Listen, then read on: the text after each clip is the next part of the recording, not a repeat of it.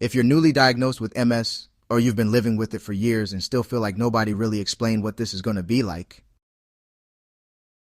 this video is the one I wish someone had shown me. So, you just got the news. Or maybe you've had it for a while, but it still feels like you're holding a map to a country you never planned to visit. The doctors used a lot of big words. Your family is trying their best, but their faces look like they've just seen a ghost. The internet, a horror movie marathon you can't turn off. You've probably seen the worst case scenarios. The miracle cures sold by a guy in his garage. A whole lot of terrifying medical jargon. It's enough to make you want to just curl up and pretend none of it is happening. Let me just stop you right there for a second. Pause. Take a breath. I want you to know that feeling of being completely overwhelmed, of having your life script suddenly flipped upside down, is completely and totally normal. It's the entry fee to this very exclusive, not at all fun club. But what if I told you there's a different way to look at this?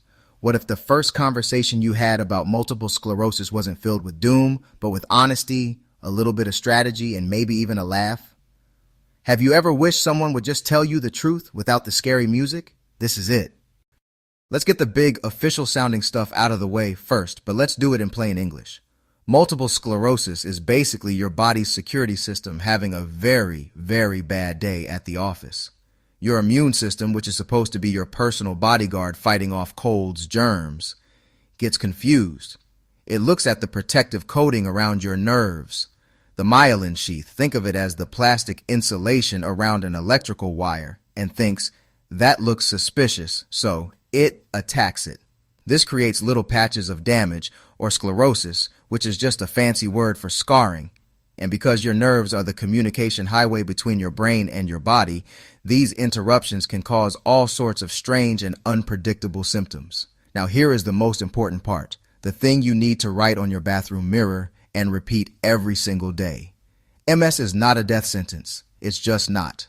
I know the internet might have told you otherwise, but medical science has come a ridiculously long way. It is also not a straight, predictable road down a hill. Your journey with MS will look completely different from the person sitting next to you in the waiting room.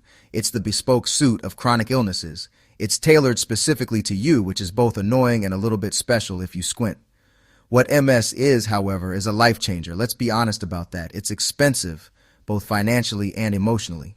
Let's talk about something that hits you right after the diagnosis, the identity shift. Before MS, you were a runner, a lawyer, a parent, you had a plan, and a body you could trust. Then MS walks in. Suddenly, that old you feels distant. Maybe you can't run anymore, or your brain feels like it's wading through custard. And you will mourn that person. That grief is real, and it is heavy. It's not a sign of failure. It's a sign you loved who you were. I remember my energy was my brand. Then the fatigue moved in like a weighted blanket I couldn't take off. I was angry and ashamed of my new limits. Slowly, I learned this wasn't an ending, but an exchange. I traded my old map for a new one. This is adaptation. Many things you'll experience with MS are completely hidden. On the surface, you seem perfectly fine, but inside, a silent battle can be raging. And because people can't see it, they often doubt it's real. Let's talk about the big three invisibles.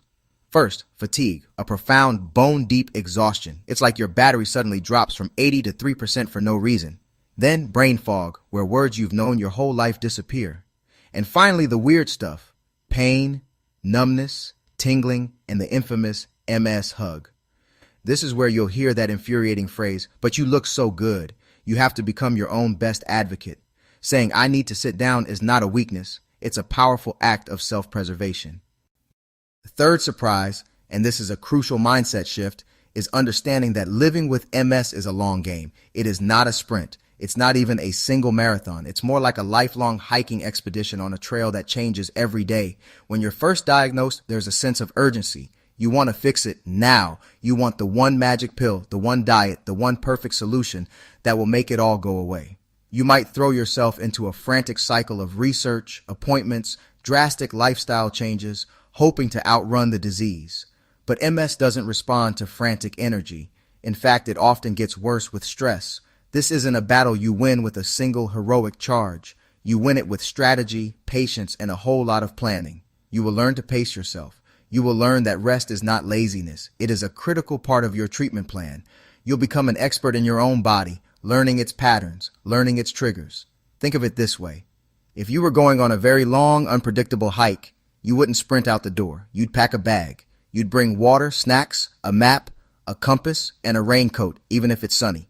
You'd learn which shoes don't give you blisters. You'd plan your route and be prepared for detours. Living with MS is exactly like that. Your treatments are your gear. Your rest days are scheduled stops for water. Your community is your hiking buddy. Small, consistent efforts get you through. So, we've talked about the identity crisis, the invisible weirdness, the need to play the long game. This can all feel pretty heavy, I know. If you want honest conversations about MS that aren't doom-filled and aren't sugar-coated, that's what this channel is about. So subscribe, because we're building something steady here. People who tell the truth with a little bit of light. This is an invitation, not a demand. Want honest conversations about MS? No doom, no sugarcoat? Subscribe and join our community. We're building something different, a space to be real without being defined by it. Practical tips that actually work. Celebrating the small wins. And yes, having a few good laughs. Community is the antidote to chaos. Feeling alone makes the fear deafening. Hearing your story in someone else's voice shrinks that fear. If you need a steady, honest, hopeful place to land, hit subscribe. We'd be honored to have you at the table. Now that you're here, let's get practical. Living with MS is about the big picture, but it's managed in the small, everyday moments. Little adjustments, tiny habits. So let's talk about a few simple, concrete moves you can start making today. These aren't miracle cures. They are small, powerful acts of self-management that can change the texture of your day and, over time, your life. They help you work with your body instead of constantly fighting against it. First, learn the art of the small goal. Fatigue, brain fog. Big, ambitious goals can feel overwhelming and lead to a cycle of failure and frustration. So, break it down. Today, I will empty the dishwasher. That's it. Celebrate it. Acknowledge the win. Second, create a rest plan. I'm serious. Put rest on your calendar like it's your most important meeting. Schedule a 20-minute lie-down in the afternoon. After 8 p.m., you are done with chores and emails. Defend your rest time fiercely. Third, use your words. Give them a script. Be specific. My energy is really low today, so it would be a huge help if you could handle dinner.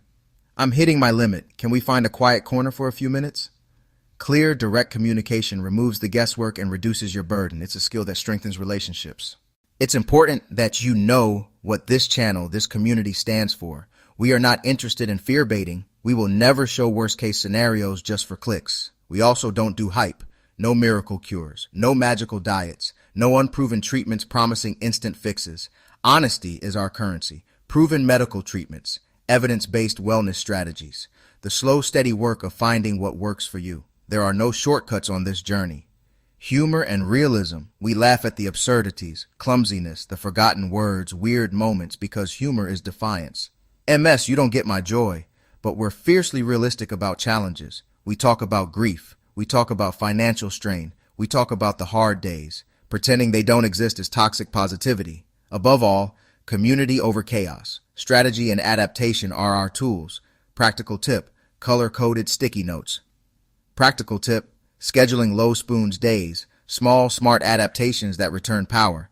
We are a community of strategists, sharing maps, our tools, and our stories to help each other navigate the trail. We've covered a lot of ground. We've talked about the grief, the invisible symptoms, the need for strategy, and the power of community.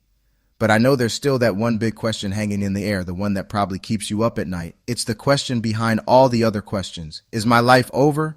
You might not say it out loud, but it's there. Now it's time for the big reveal. It's time for the answer I promised you at the beginning, and I need you to listen very closely because this is the most important thing you will hear today. Are you ready?